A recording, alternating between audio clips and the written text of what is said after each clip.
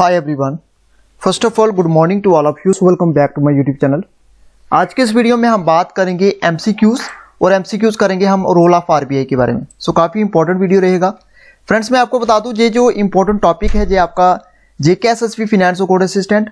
और अगर हम बात करें जितने भी आपके इंपॉर्टेंट एग्जाम्स होते हैं आपको जहाँ पे आरबीआई के ऊपर टॉपिक जरूर देखने को मिलेगा, क्योंकि इकोनॉमिक्स जो है आजकल जेके एसएसबी के आपको डिफरेंट एग्जाम में आपको देखने को मिलता है। तो इसलिए जो आज का हमारा टॉपिक रहेगा वो रहेगा MCQs on roll of RBI. Friends इसमें मैं आपको बता दूं, इसमें हम जो आरबीआई के एमसीक्यूज करेंगे उसके साथ साथ हम इनकी थोड़ी एक्सप्लेनेशन करेंगे, तो जो कि एग्जाम पॉइंट ऑफ व्यू से काफ़ी ज़्यादा इंपॉर्टेंट रहने वाली है। So one by one discuss करते हैं क्वेश्चंस को। और अगर आप फर्स्ट टाइम इस यूट्यूब चैनल पे विजिट कर रहे हैं सो लाइक कीजिए इस वीडियो को और सब्सक्राइब कीजिए हमारे यूट्यूब चैनल को। So let's get started. अगर आपने पहले से प्रिपरेशन की है तो आप एमसीक्यूज की हेल्प से अपने जो है अपने आप को देख सकते हैं कि आपके कितने क्वेश्चंस ठीक आ रहे हैं। तो कमेंट बॉक्स में जरूर बताइएगा कि आपके कितने क्वेश्चंस ठीक हुए। सो फर्स्ट क्वेश्चन रहेगा, on which commission recommendation Reserve Bank of India was established. कौन से कमीशन की रिकमेंडेशन के ऊपर रिजर्व बैंक ऑफ इंडिया को एस्टैब्लिश किया गया। ऑप्शन रहेंगे आपके पास Chamberlain commission, option B Hilton Young commission, option C Keynes commission, option D या none of the above. So कौन सी कमीशन की रिकमेंडेशन पे रिजर्व बैंक ऑफ इंडिया को इस्टेब्लिश किया गया। सो राइट आंसर रहेगा option B, Hilton Young commission की रिकमेंडेशन पे आरबीआई को इस्टेब्लिश किया गया। अब बात करेंगे जहां पे फ्रेंड्स जो आरबीआई थी, आरबीआई को सेटअप किया गया किसके बेसिस के ऊपर, कौन सी कमीशन की रिकमेंडेशन के ऊपर, हिल्टन यंग कमीशन की रिकमेंडेशन के ऊपर उसको अपॉइंट किया गया, उसको इस्टेब्लिश किया गया। आरबीआई कौन सा आरबीआई एक्ट के अंदर, RBI act 1934, RBI Reserve Bank of India act 1934 provide the statutory basis of the functioning of the RBI. जो कि आरबीआई कब ऑपरेशन में आया, commences into operation, that is 1 April 1935। देखिए फ्रेंड्स 1919 को क्या होता है, 1919 को इंडिया में बहुत सारे बैंक जो ओपन होते हैं, और जो बैंक ओपन होते हैं वो अनलिमिटेड मतलब अपनी मर्जी से वो चार्जेस लोगों से लेते थे। इसलिए लोग वहां पे दुखी हुए और इकट्ठे हुए, और ईस्ट इंडिया कंपनी जब ईस्ट इंडिया कंपनी के पास ये बात पहुंची तो उन्होंने 1926 में हिल्टन यंग कमीशन को अपॉइंट किया। हिल्टन यंग कमीशन एक बनाया और हिल्टन यंग कमीशन को बोला गया कि आप देखो इसको, इस रिपोर्ट को आप पूरे तरीके से देखो कि इसमें क्या क्या प्रोसेस है, जहाँ किस तरीके से ये बैंक जो चार्ज कर रहे हैं। फिर उन्हीं के रिकमेंडेशन पे एक जो है एक्ट लाया गया जिसको बोलते हैं आरबीआई एक्ट 1934। और आरबीआई एक्ट जो 1934 लाया गया इसमें सारा का सारा बताया गया है कि आरबीआई इस जो आरबीआई एक्ट है इसमें क्या क्या आरबीआई की क्या क्या गाइडलाइंस होगी और आरबीआई क्या क्या उसमें वर्क करेगा, जिसमें ओवरऑल आरबीआई के बारे में बताया गया आरबीआई का क्या क्या वर्क हुआ। तो 1934 एक्ट आया, फिर 1935 को आरबीआई जो है रिजर्व बैंक ऑफ इंडिया जो है इस्टेब्लिश किया गया। ठीक फ्रेंड्स, आप देख सकते हैं 1926 में आया Hilton Young commission. Question number 2 कहता है, who mints the coins in India. India में जो कॉइन्स है फ्रेंड्स, कॉइन्स के जो सिक्का जो है उसको कौन बनाता है। क्या उसको गवर्नमेंट ऑफ इंडिया बनाती है, आरबीआई बनाती है, या प्राइम मिनिस्टर ऑफिस बनाता है, या commerce and industry ministry. So right answer रहेगा यहाँ पे गवर्नमेंट ऑफ इंडिया। अगर आपको ऑप्शन में गवर्नमेंट ऑफ इंडिया दिखेगा या फाइनेंस मिनिस्ट्री दिखेगी तो आप दोनों को इसमें देख सकते हैं, टिक कर सकते हैं। गवर्नमेंट ऑफ इंडिया होगा तब भी टिक कर सकते हैं और फाइनेंस मिनिस्ट्री होगी तब भी टिक कर सकते हैं। अब मैं इंपॉर्टेंट आपको बात बताऊंगा जहाँ पे कॉइन्स के बारे में। फ्रेंड्स जो डिजाइनिंग और मिंटिंग ऑफ कॉइन्स होती है, वेरियस डिनोमिनेशन इज आल्सो, ये किसकी रिस्पॉन्सिबिलिटी होती है, ये कॉइन्स की रिस्पॉन्सिबिलिटी है गवर्नमेंट ऑफ इंडिया की। 4 जगह हैं जहाँ पे 4 प्लेसेज हैं जहाँ पे कॉइन्स को बनाया जाता है। कौन कौन से 4 कारखाने हैं मैं आपको बता दूं जहाँ पे कॉइन्स जो बनाए जाते हैं। 4 गवर्नमेंट मिंट्स जहाँ पे एक मुंबई है, एक अलीपुर कोलकाता में है, सैफाबाद ये आपको हैदराबाद में देखने को मिलेगा, चेरलापल्ली ये भी आपको हैदराबाद में देखने को मिलेगा, और नोएडा यूपी के अंदर। ये 4 जगह पे जो है कॉइन्स बनाए जाते हैं। अब यहाँ पे इंपॉर्टेंट बात मैं आपको और बता दूं, इंडिया में जो प्रिंटिंग प्रेसेस हैं जो करेंसी प्रिंट करती है, ठीक है, कॉइन्स के अलावा जो करेंसी प्रिंट करती है ये 4 जगह पे होती है। एक नासिक है, एक देवास है, एक मैसूर है, एक सलबोनी। ये आप नासिक देख सकते हैं महाराष्ट्र मध्य प्रदेश, और मैसूर आपका कर्नाटका में है, और लेटेस्ट जो अभी अगर बात की जाए तो वेस्ट बंगाल है। 4 जगह पे नोट जो है प्रिंट किए जाते हैं, प्रिंटिंग प्रेसेस हैं, और 4 जगह पे ही। तो जहाँ पे इंपॉर्टेंट पॉइंट्स मैं आपको बता दूं, जहाँ पे अगर 1 रुपये के सिक्के की बात आती है तो उसको फाइनेंस मिनिस्ट्री करती है, ठीक है, फाइनेंस मिनिस्ट्री या गवर्नमेंट ऑफ इंडिया। उसको कौन करता है, फाइनेंस मिनिस्ट्री या गवर्नमेंट ऑफ इंडिया इशू करती है। मगर अगर आप नोट इसके बाद की जो बाकी वाली करेंसी देखें तो आरबीआई इसको करती है। ठीक फ्रेंड्स, ये आपको याद रखना है। आरबीआई 1 रुपये को सिक्के को छोड़ के सभी जो करेंसी इशू करती है वो आरबीआई करती है, मगर 1 रुपये का जो करती है फाइनेंस मिनिस्ट्री या गवर्नमेंट ऑफ इंडिया, इसको आप बोल सकते हैं। ये 4 जगह मैंने आपको बता दी, एग्जाम पॉइंट ऑफ व्यू से काफी ज्यादा इंपॉर्टेंट है। Question number 3, who was the first governor of reserve Bank of India from Indian origin. तो क्वेश्चन रहेगा आपके पास इंडियन ओरिजिन का पहला ऐसा कौन सा गवर्नर था जो कि बना था गवर्नर आरबीआई का, रिजर्व बैंक ऑफ इंडिया का, सर रसवॉन Smith, C Rajagopalachari, L K Jha या C D Deshmukh. So right answer रहेगा यहाँ पे option D, C D Deshmukh. C D Deshmukh मैं आपको बता दूं फर्स्ट ऐसे इंडियन थे जो कि अपॉइंट किए गए गवर्नर ऑफ आरबीआई।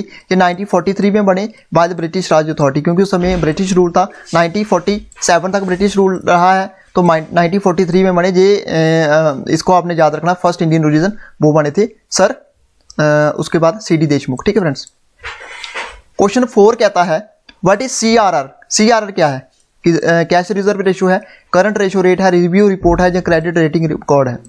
अब बात करेंगे सीआरआर की। सीआरआर का जहां पे फुल फॉर्म है कैश रिजर्व रेशियो, ये इंपॉर्टेंट आपके लिए। मैं आपको बता दूं कैश रिजर्व रेशियो क्या होती है। आप ही करंट की बात की जाए तो मैं आपको पहले बताऊंगा cash reserve ratio. Cash reserve ratio friends किसको बोलते हैं? कैश रिजर्व रेशियो होती है जितने भी कमर्शियल बैंक्स हैं, जितने भी कमर्शियल बैंक्स हैं उनका जो कुछ परसेंट है, उनका जो कुछ परसेंट अगर बात कीजिए, कुछ परसेंट जो है उनका किसके पास रहता है, उसके आरबीआई के पास रहता है, उसी को हम क्या बोलते हैं? Cash reserve ratio. ठीक है। तो अभी कैश रिजर्व रेशियो जो है सीआरआर करंट में इंडिया में कितना है? सीआरआर करंट में अगर कैश रिजर्व रेशियो की बात कीजिए वो 3% है। अब एक इंपॉर्टेंट टर्म्स आपके लिए बहुत जानना जरूरी है कि रेपो रेट क्या होता है और रिवर्स रेपो रेट क्या होता है। रेपो रेट क्या होता है? रेपो रेट वह रेट है जहां पे सेंट्रल बैंक्स क्या करता है, सेंट्रल बैंक यानी कि आरबीआई वो लोन देता है कमर्शियल बैंक्स को अगेंस्ट गवर्नमेंट सिक्योरिटीज। ठीक है। ऐसा लोन जो कि सेंट्रल बैंक देता है कमर्शियल बैंक को, उसको हम बोलते हैं रेपो रेट। और रिवर्स रेपो रेट उल्टा है। रिवर्स रेपो रेट में मैं आपको बता दूं रिवर्स रेपो रेट क्या होता है? RBI pays to banks for the funds that are bank deposit with it so the repo rate increases. पहले तो मैं आपको बता दूं रेपो रेट, फिर आ गया रिवर्स रेपो रेट। ठीक है। रिवर्स रेपो रेट में क्या है? रेपो रेट के अकॉर्डिंगली रेपो रेट में क्या होता है? सेंट्रल बैंक लोन देता है किसको? कमर्शियल बैंक्स को। और रिवर्स रेपो रेट में क्या होता है? जैसे रिवर्स रेपो रेट में जैसे जो कमर्शियल बैंक्स हैं ये अपना कुछ डिपॉजिट क्या करते हैं? जमा करवा देते हैं कहाँ पे? आरबीआई के पास, और आरबीआई उनको इंटरेस्ट वगैरह देती है, तो उसको हम रिवर्स रेपो रेट बोलते हैं। ये आपको आई होप क्लियर हो गया होगा। रिवर्स रेपो रेट इंडिया में अभी करंट की बात की जाए तो 3.35% है। रेपो रेट कितना है ये मुझे आप कमेंट बॉक्स में जरूर बताइएगा। ठीक है। कैश रिजर्व रेशियो के मैंने आपको बारे में बता दिया। कुछ पार्ट जो है कैश का, कुछ परसेंटेज जो है जो कमर्शियल बैंक किसके पास रखते हैं? आरबीआई के पास रखते हैं, उसको हम कैश रिजर्व रेशियो बोलते हैं। बात करेंगे क्वेश्चन नंबर 5 की। हेडक्वार्टर कहाँ है आरबीआई का? मुंबई में है, दिल्ली में है, कोलकाता में, अहमदाबाद में। राइट आंसर रहेगा जहां पे ए मुंबई में। हेडक्वार्टर आरबीआई का रिजर्व बैंक ऑफ इंडिया का है आपका मुंबई में। Question number 6, When was Indian Banking Act came into force? Indian banking act कब फोर्स में आया? ऑप्शन है 1948, 1949, 1950 या 1951। सो राइट आंसर रहेगा जहाँ पे ऑप्शन बी। मैं आपको बता दूं 1949। आरबीआई अगर बात करें इंडियन बैंकिंग एक्ट आया केम इनटू फोर्स जो आपका आया 1949 में। बात करेंगे क्वेश्चन नंबर 7 की। क्वेश्चन नंबर 7 कहता है when was ombudsman man scheme first introduce. Ombudsman man जो स्कीम थी फर्स्ट इंट्रोड्यूस कब की गई? नवंबर 2006 में, अक्टूबर 1991 में, जून 1995 में या जनवरी 1998 में। सो राइट आंसर रहेगा जहां पे ऑप्शन सी, जून 1995 में। अब जहां पे मैं एक्सप्लेनेशन बता दूं आपको। देखिए बैंकिंग ओम्बड्समैन क्या है? एक क्वासी जुडिशियल अथॉरिटी है जो कि क्रिएट की गई थी 2006 में। मैं आपको इसके बारे में पूरा डिटेल में बताऊंगा। और जो ये अथॉरिटी है ये क्रिएट की गई थी pursuant to the decision made by the government of India to enable resolution of complaints of customers of bank relating to certain service rendered by the bank. तो ये मैं आपको बता दूं बैंकिंग ओम्बड्समैन जो है एक क्वासी जुडिशियल अथॉरिटी थी जिसको बनाया गया था 2006 में। और अथॉरिटी को क्रिएट किया गया ताकि decision pursuant to the decision जो कि किसके द्वारा किया गया? गवर्नमेंट ऑफ इंडिया के द्वारा, ताकि एनेबल्ड रेजोल्यूशन ऑफ कंप्लेंट्स। उसके बाद अगर हम बात करें यहाँ पे आप कस्टमर ऑफ बैंक जो कि सर्टेन सर्विसेज के रिलेटेड जो भी आप बैंक्स में कंप्लेंट वगैरह करते हो उसके अकॉर्डिंगली। अब जहां पे मैं आपको बता दूं बैंकिंग ओम्बड्समैन जो स्कीम थी फर्स्ट इंट्रोड्यूस कब की गई थी? 1995 में, जैसे मैंने आंसर बताया आपको। उसको रिवाइज किया गया 2002 में। ठीक है। 1995 में जो बनी और दोबारा इसको रिवाइज किया गया 2002 में। और करंट जो स्कीम है बिकेम ऑपरेटिव, ये कब ऑपरेट में हुई? ये 1 जनवरी 2006 में। और इसको रिप्लेस्ड किया गया, सुपरसीड किया गया बैंकिंग ओम्बड्समैन स्कीम को 2002 में। और प्रेजेंटली हम बात करें तो बैंकिंग ओम्बड्समैन स्कीम जो है 2006 इसको अमेंड किया गया 1 जुलाई 2017 को इज इन ऑपरेशन। तो अमेंड का मीनिंग क्या होता है? किसी चीज को चेंज करना। ठीक है, उसमें बदलाव लाना। आई होप आप लोगों को क्लियर हो गया होगा। क्वेश्चन 8 की बात करते हैं। एटीएम जो है, ATM that are owned and managed by non banking entities are known as. ATM जो होते हैं उसको मैनेज कौन करता है, नॉन बैंकिंग एंटिटीज, उसको क्या बोलते हैं, रेड लेवल एटीएम बोलते हैं, वाइट लेवल एटीएम बोलते हैं, ग्रीन लेवल एटीएम बोलते हैं, या ब्लू लेवल एटीएम्स। सो राइट आंसर रहेगा यहाँ पे ऑप्शन बी। ऑप्शन बी में आपको बता दूं वाइट लेवल एटीएम्स। तो वाइट लेवल एटीएम की बात करें तो जहां पे मैं आपको बता दूं एटीएम जो है इसको सेटअप किया जाता है owned and operated by non banking entities. Non banking entities के द्वारा इसको सेटअप किया जाता है, इसको क्या बोलते हैं, वाइट लेवल एटीएम। ये आपको याद रखना, काफी इंपॉर्टेंट टर्म्स है, मैं आपको बता रहा हूं। और नॉन बैंक एंटिटीज जो होती हैं ये incorporated in India under the companies act. कौन से कंपनीज एक्ट के अंदर आती है, जो 1956 are allowed to the run WLA white level ATMs. अब बात करेंगे क्वेश्चन नंबर 9 की। ये आप देख सकते हैं ऑप्शन मैंने आपको बता दिया, option B white level ATMs. Question number 9 कहता है जो tax levied by the central government and collected by the state government. Tax जो लिवाइड किया जाता है सेंट्रल गवर्नमेंट के द्वारा और कलेक्टेड किया जाता है स्टेट गवर्नमेंट के द्वारा, उसको क्या बोलते हैं, स्टैम्प ड्यूटी बोलते हैं, एक्साइज ड्यूटी, इनकम टैक्स या गिफ्ट टैक्स। तो राइट आंसर रहेगा जहां पे option A, stamp duty. Question number 10 who regulates the money circulation in India. Money का जो मनी सर्कुलेशन को कौन रेगुलेट करता है इंडिया में, state Bank of India, Reserve Bank of India, NABARD करता है या commercial bank. So right answer रहेगा जहां पे आरबीआई। आरबीआई जो करता है, जितने भी मनी सर्कुलेशन होती है इंडिया में वो कौन करता है, आरबीआई करता है। क्वेश्चन नंबर 11 कहता है when was RBI establish. RBI को कब एस्टैब्लिश किया गया, 1920 में, 1925, 1935 या 1948। सो राइट आंसर रहेगा जहां पे 1935। ये इंपॉर्टेंट क्वेश्चन है आपके एग्जाम पॉइंट ऑफ व्यू से। 1935 को आरबीआई को एस्टैब्लिश किया गया। सो क्वेश्चन रहेगा 12 क्वेश्चन रहेगा कितने बैंक को फर्स्ट नेशनलाइज किया गया, 10 बैंक से, 12 से, 14 थे या 16 थे। सो काफी इंपॉर्टेंट है, फर्स्ट टाइम कितने बैंक्स को नेशनलाइज किया गया, ऑप्शन सी, यानी कि 14 बैंकों को फर्स्ट टाइम नेशनलाइज किया गया।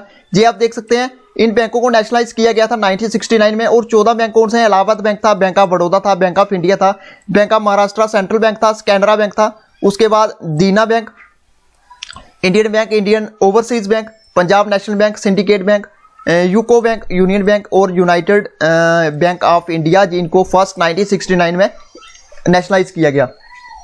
उसके बाद बात करेंगे क्वेश्चन नंबर 13 की। क्वेश्चन नंबर 13 कहता है who will act as a banker to the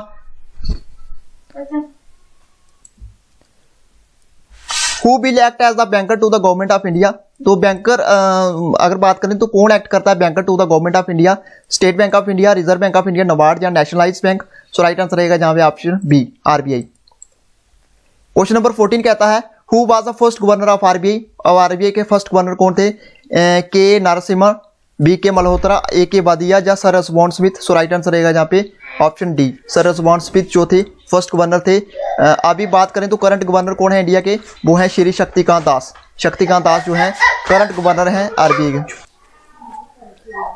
current governor हैं श्री शक्तिकांत दास। और अगर बात करें फर्स्ट गवर्नर कौन थे आरबीआई के, फर्स्ट गवर्नर थे श्री रसवॉन स्मिथ। और इंडियन ओरिजिन की बात करते हैं, इंडियन ओरिजिन के पहले गवर्नर कौन थे, वो थे सीडी देशमुख, जैसे ऑलरेडी मैंने आपको बता दिया है। क्वेश्चन नंबर 15 कहता है RBI was setup on the basis of recommendation of. ये किसके रिकमेंडेशन के बेसिस पे उसको सेटअप किया गया, Indian Central Bank Inquiry Committee, Royal Commission, Simon Commission या नेहरू रिपोर्ट। ऑप्शन बी रहेगा रॉयल कमीशन। ठीक है फ्रेंड्स, कंफ्यूज नहीं होना, रॉयल कमीशन को ही जंगा हिल्टन कमीशन बोला जाता है। सो मैं आपको बता दूं reserve Bank of India was setup on the basis of recommendation of royal commission on Indian currency and finance, जिसको बोला जाता है जंग हिल्टन कमीशन। तो ये था आज का हमारा फ्रेंड्स वीडियो, काफी इंपॉर्टेंट वीडियो था, काफी इंपॉर्टेंट क्वेश्चंस डिस्कस किए आज हमने। सो वीडियो अच्छा लगा तो वीडियो को लाइक कीजिए, शेयर कीजिए और सब्सक्राइब कीजिए हमारे यूट्यूब चैनल को। Thank you friends, good bye and take care.